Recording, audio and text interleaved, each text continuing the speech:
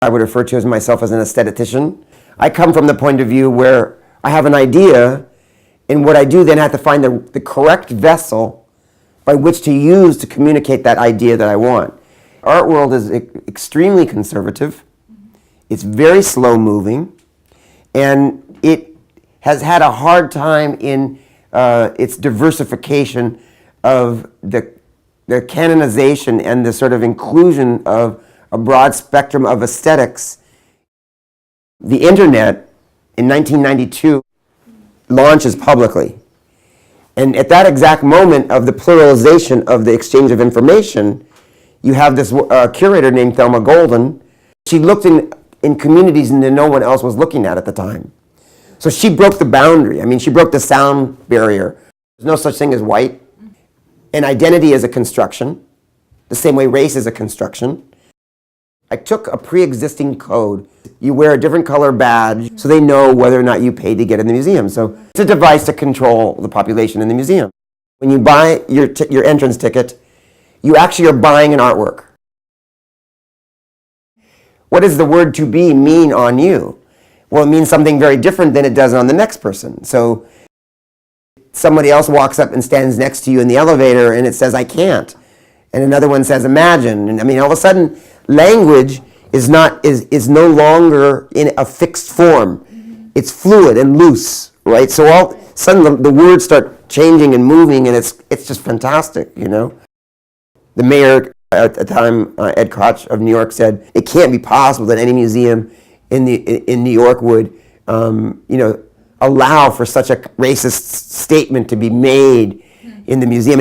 I mean, after that, I could not beg, borrow, or buy my way into an exhibition. 17 years later, they are just as potent and just as wildly and hotly debated as they were 17 years ago. Mm-hmm. Yeah. It's extraordinary. Yeah. Why is it that it's so important to articulate politically in a military dictatorship which art is allowable and which is not?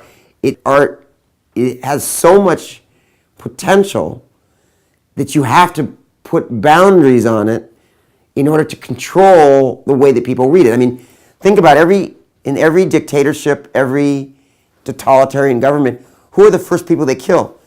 Teachers, artists, intellectuals, poets, writers. They line them all up first and get shot. I mean, because they know that those individuals see past the socialization of the culture. I was very much trying to take a cue from some German philosophers, and in particular trying to examine what took place in Nazi Germany with the degenerate art show.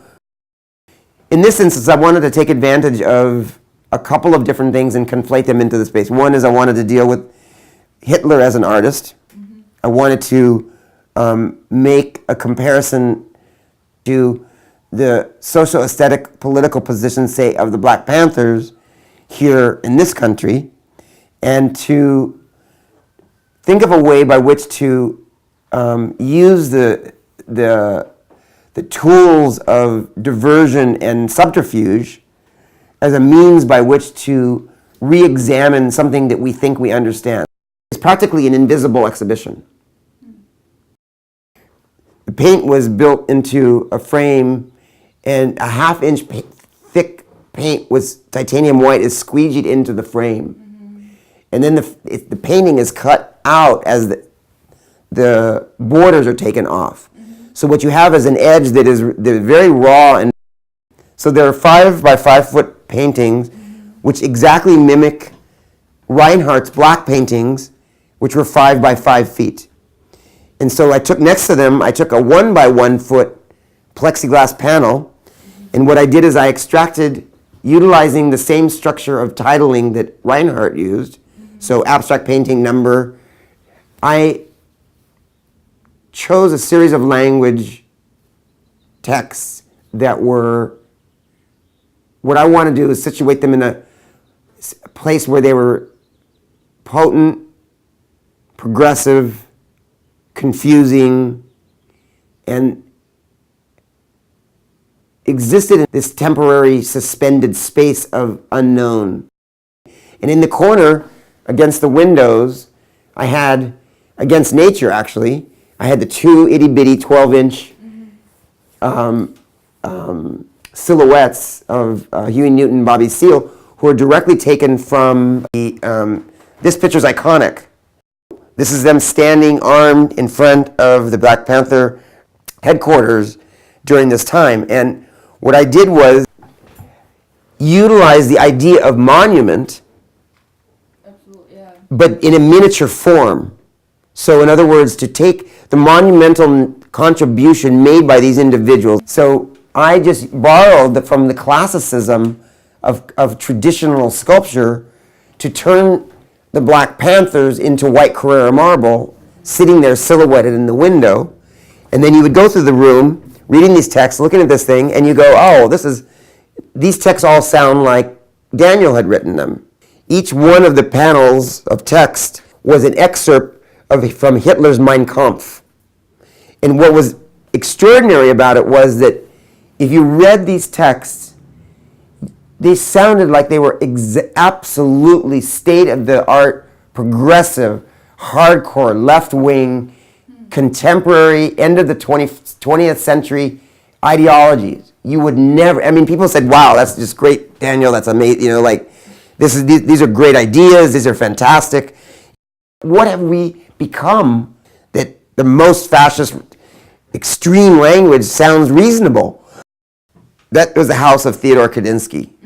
And Theodore Kadinsky was the Unabomber. It's the first time in judicial history where they moved a piece of architecture from its location to the courthouse in order to prove his insanity. Kadinsky was a mathematical genius. He was in the upper 1/4% of his class at Harvard, and they expected that he had already solved theorems in science that had never been solved before in mathematics. See, the cabin that he built is an exact copy of Thoreau's cabin at Walden's Pond. That means Thoreau was completely insane living in a cabin at Walden's Pond. Thoreau was discussing things equally as radical as Kadinsky. The only difference was Thoreau didn't kill people. A fantastic coincidence of individuals. They destroyed the cabin, and I took all the pictures that existed and I reverse engineered it, making blueprints so that I could rebuild it. The cabin was made at 100% scale, and the split has more to do with the split of decisions or choices that we make. Martha Stewart and Kadinsky are both Polish American. They both went to top Ivy League schools. But Martha Stewart decided to become the goddess of cooking and homemaking and design. And Kadinsky decided to become, an anarchist, terrorist. So what I did is conflated the two individuals and used Martha Stewart's color palette to paint Kadinsky's cabin. Well, what would Martha Stewart do to Theodore Kadinsky's cabin if she was asked to paint it, right? This temporary autonomy occurs, and if one understands how to manipulate that philosophically in a positive way, then there's a vanguard that can exist. There's an avant-garde, a way to sort of lead the production of culture.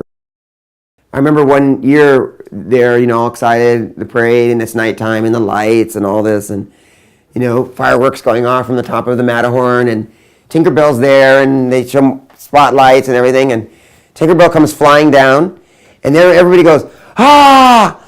And what happened was, the cable broke, and Tinkerbell, bam! Splashed in the ground right in front of me. So Tinkerbell died in front of me, like at 8 or 9 years old, at Disneyland. Like, Tinkerbell can't die.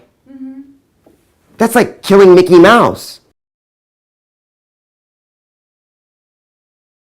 The Blind Man is predominantly based on Yukio Mishima, who is considered to be and still considered to be one of the greatest writers in 500 years of Japanese history, who was also extremely political and killed himself, created ritualistic suicide, seppuku, at the age of 40. The blind man is attempting to commit suicide, but it can't commit suicide because it's having an ethical failure in its programming. In other words, it's having an existential crisis. But if art has an independent intelligence to it, it means it is not as easily manipulated and it cannot be controlled. Ishmael is a look at 3 or 4 different things simultaneously. One is the next advancement of producing an artificial human, which is my attempt, using AI and using animatronics. He's much more advanced than Blind Man. He is closer to being really human. You know, you touch him and he feels like human. And it's, you know, Ridley Scott's Blade Runner, in the movie, what happens is they're learning machines and they kept making them better and better and better. And soon, what you have is an exchange between the nature of us as human beings and that which did not exist, which would be the nature of existing as an android or a robot, right? That they start to take on qualities of wanting to be human. So what you see happen in the movie is the human beings have lost their humanity when the machines want to become more human.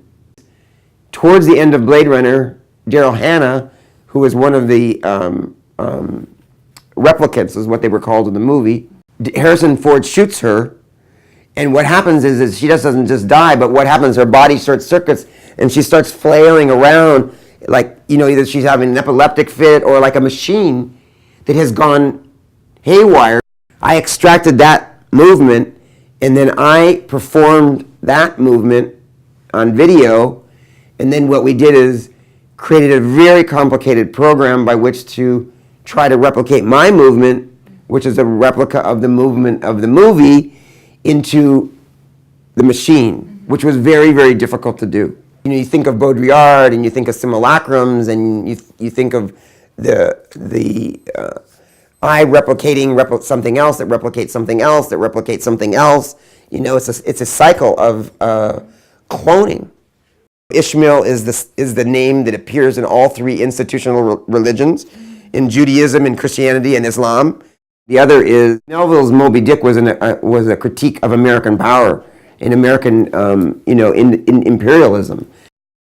I was chosen for to do the United States Pavilion for the Cairo Biennial, and this is a picture here of opening night. These people believed that was a person. They did not know it was not me. Something very strange happened during the course of the exhibition. Somebody killed me. They jumped on my rib cage, then jumped on my body, and then they took their thumbs and grabbed my head and thrust their thumbs into my eyes, and then took my head and beat my head onto the ground until they broke my neck.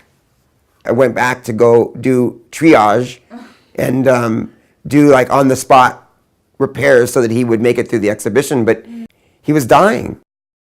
Freedom is in freedom. The concept of freedom is actually within your reach at all times. The thing is that we've been socialized to believe that freedom is not accessible to us. What represents this culture is what ends up collected in the museums around this country, which then represents what in 200 years what art is going to be looked at. That's what the culture wars were about. So you had artists making things, no one understood them. Then you had critics trying to figure out what artists did. Then you had galleries trying to figure out what critics said, and then you had collectors trying to figure out what that said, and then museums followed them. We were making things that nobody understood what it was they were doing. Our specialty is the improbable, the impossible, the incomprehensible. And for me, that is exactly the position that we should be in as artists.